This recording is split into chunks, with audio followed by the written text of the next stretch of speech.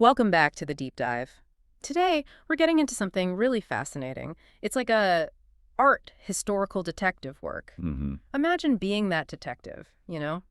Your evidence is paper, maybe centuries old, Right. and you're up against things like anonymity, mislabeling, just the passage of time. We're diving into these huge, sometimes chaotic collections of master drawings. Specifically at the Hermitage Museum today. Exactly. Places like the Hermitage, we're talking about potentially foundational works of art that have just been hiding in plain sight. Yeah, for centuries sometimes, just Yeah. waiting for someone to connect the dots. It sounds incredibly exciting, but also, I imagine, incredibly difficult. It is. It's a field that, well, it demands a lot of patience. The Hermitage's graphic collection is enormous, millions of items. Wow. And the difficulty is partly the scope, but also, drawings weren't always signed. They weren't documented like paintings often were. And not always by famous painters either. Not at all. We're looking at draftsmen who might have been sculptors, architects, stained glass masters, Yeah. professionals, but not necessarily household names today. So what's our mission for this deep dive? Well, today we want to focus on some real triumphs of this research, looking specifically at the German Renaissance collection in the Hermitage. Okay. And we're going to reveal four really incredible masterpieces that were only identified quite recently, works that genuinely changed the picture of German art held in Russia. Fantastic. Okay, let's unpack this then, because before we get to the excitement of the discoveries, we need to understand the challenges, right? The hurdles. Absolutely. And the first one seems to be just the way these things were collected and stored. Precisely. That's a huge part of it. Studying old master drawings gets really complicated because of this historical tradition, the collector's album. Ah, right. I've heard about these big books. Huge books. For centuries, wealthy collectors would get hundreds, maybe thousands of drawings, and they'd just paste them in, often completely randomly, into these large bound volumes. So no thought to, like, chronology or who made them. Very little, often. It was essentially just a way to store them, like a massive art scrapbook.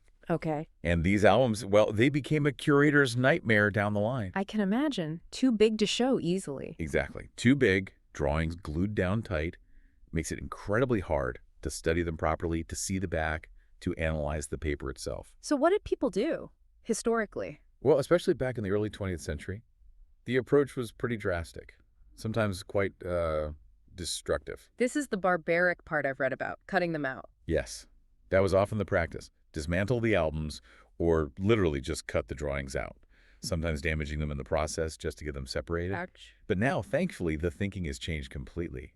We see these old albums as historical objects in their own right. Right, they tell their own story. Exactly. They're cultural monuments, showing us the history of collecting, of taste. So the rule now is to preserve them whole, even with the damage. So keeping the album intact, even if it means some drawings inside are hard to see or already damaged, that's the priority. Absolutely. Because that damage, those blank spaces, they're also part of the historical record. We have a really clear example with 14 luxury albums. From Count Bruhl. Yes, Count Heinrich Bruhl's collection, acquired by Catherine II.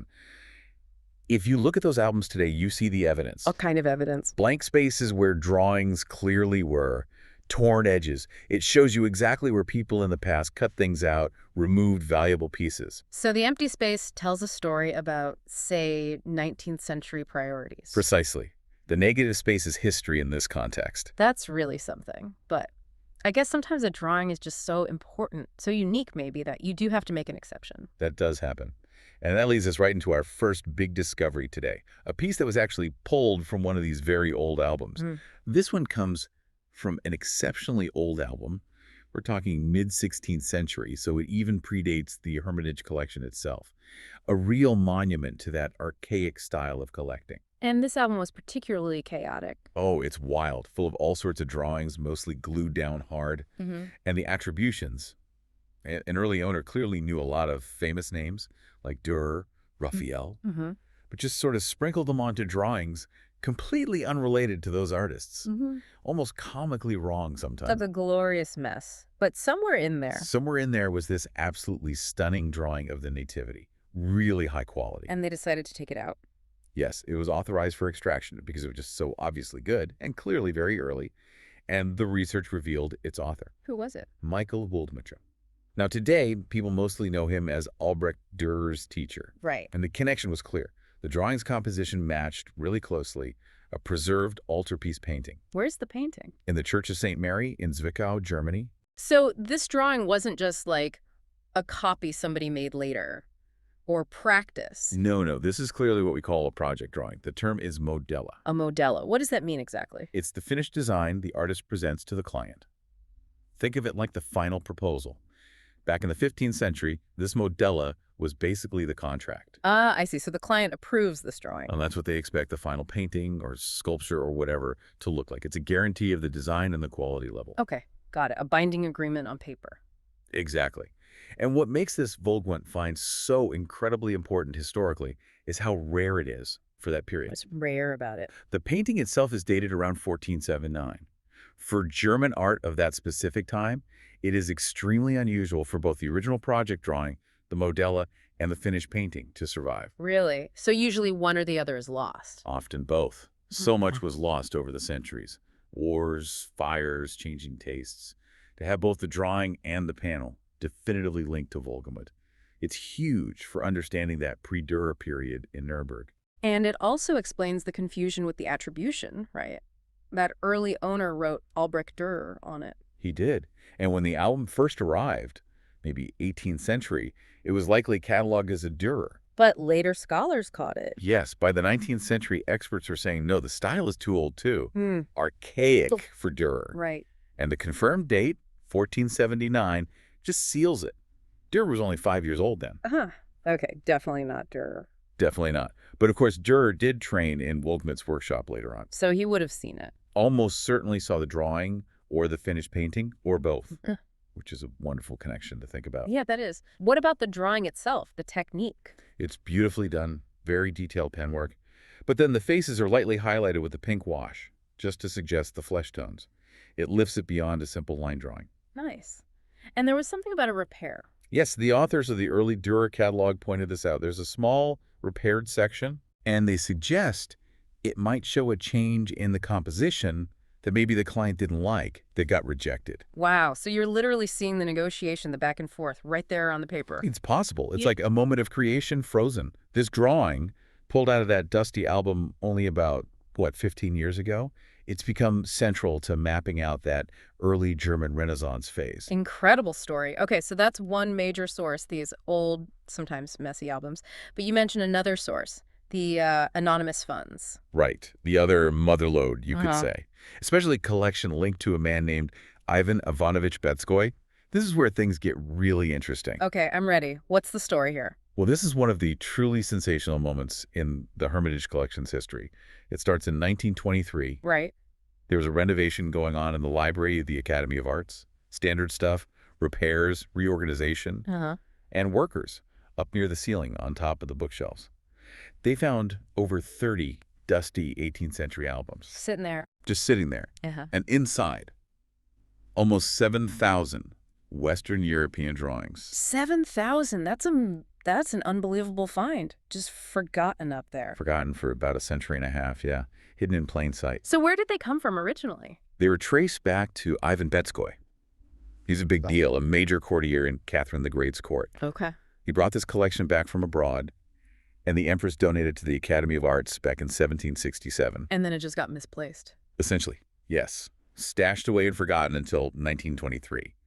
Naturally, when they were found, the top experts from the Hermitage were called in immediately to take a look. And what did they think? Must have been Chidong excited. Well, yes and no.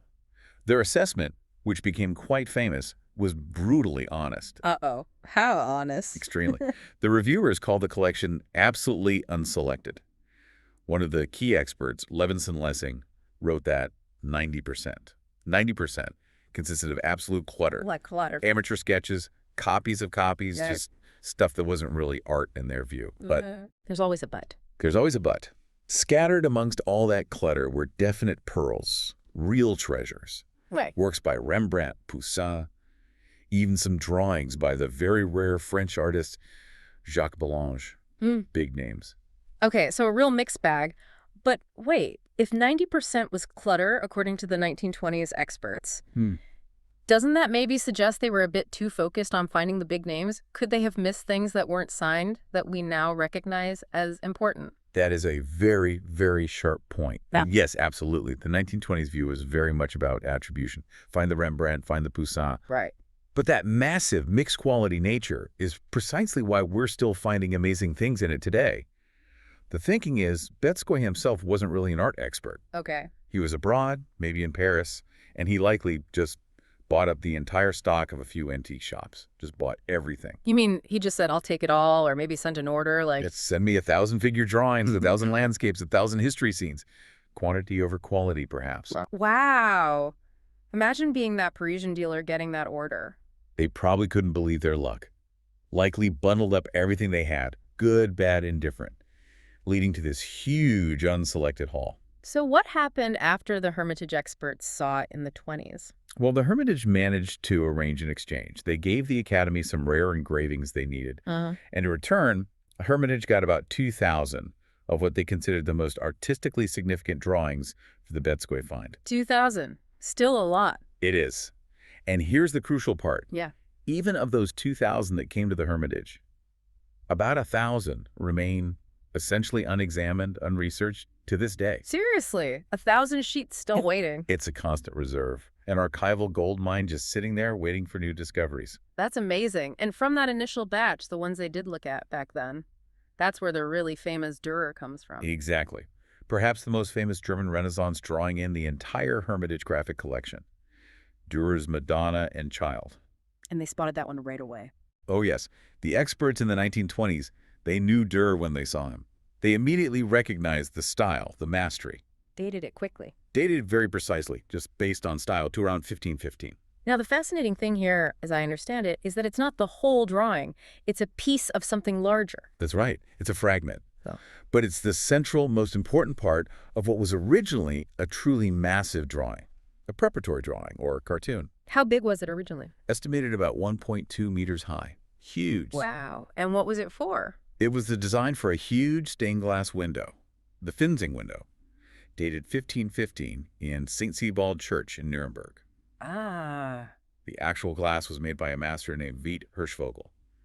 But finding this drawing confirmed a long-held theory that Dürer himself had designed it. And the drawing's medium points to that scale too, right? Yes, it's done in charcoal. That gives you a softer, broader line, which is perfect for working on a large scale for something that needs to be transferred to glass panels. But the cropping, someone cut it down.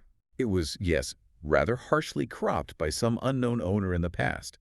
Maybe the edges were damaged. Maybe it was just too big to handle or frame. But here's the really striking detail. Whoever cut it down did so with incredible compositional awareness. What do you mean? Even as a fragment, the composition feels balanced, powerful. The asymmetry works. It suggests the person who saved this central piece had really good taste. They knew what the heart of the masterpiece was. They rescued the core of it. What a survivor. Okay, so fast forward almost a century from that Dürer find. You mentioned hundreds of sheets from Betzkoy are still unexamined. That's right. And this is where the latest breakthroughs are coming from. Exactly. And perhaps the most monumental addition recently, in terms of the German Renaissance, is the attribution of 2 works to Lucas Cranach the Elder. Cranach. Wow, that's a huge name. It's enormous, because before these finds, the general consensus was that there were basically no original Cranach drawings in any Russian public collection. 0. So this is completely new territory. Let's take the first one. The crucifixion. You said it looks odd. It does have a very peculiar look. The penwork itself is impeccable, clearly masterful. Okay. But large areas are covered in this strange, thick, quite dark, black wash. It almost looks smeared or, obscured.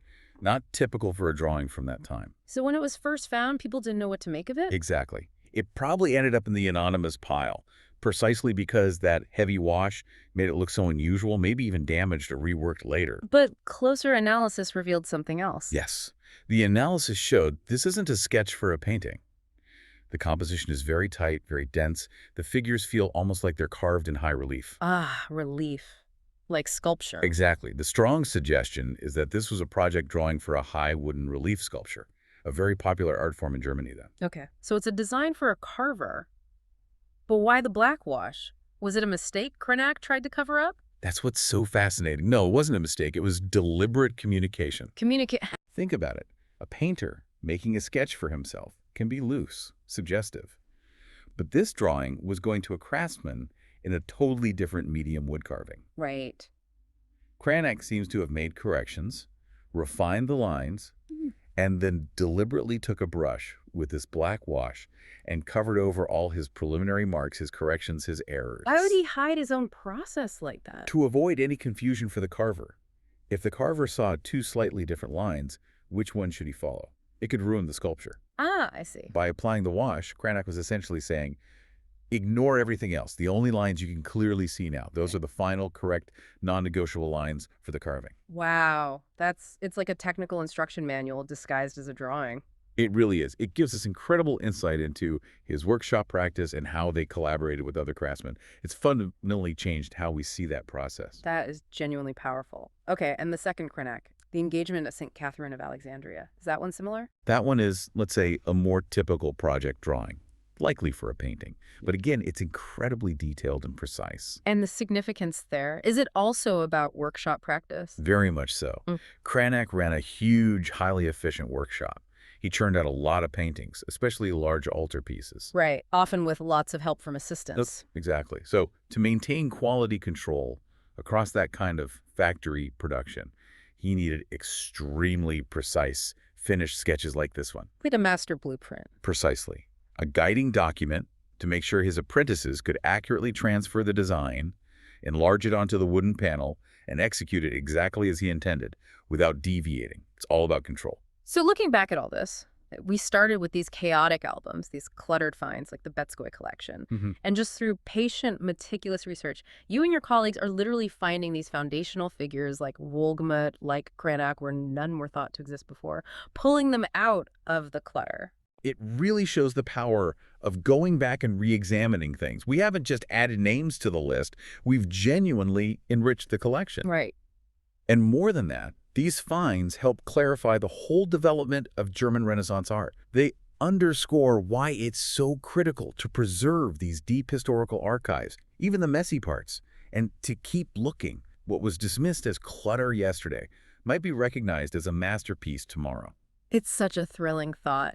And it makes you wonder, you said about 1,000 sheets from that Betzkoy find still haven't really been examined? That's the working estimate, yes. All predating 1767. So what other treasures might still be sitting in those boxes? Or in similar archives around the world, waiting for the right person, the right moment, the right connection to be made? It's entirely possible. There's potentially a lot more history still waiting to be found. It really makes you think about how much we still don't know.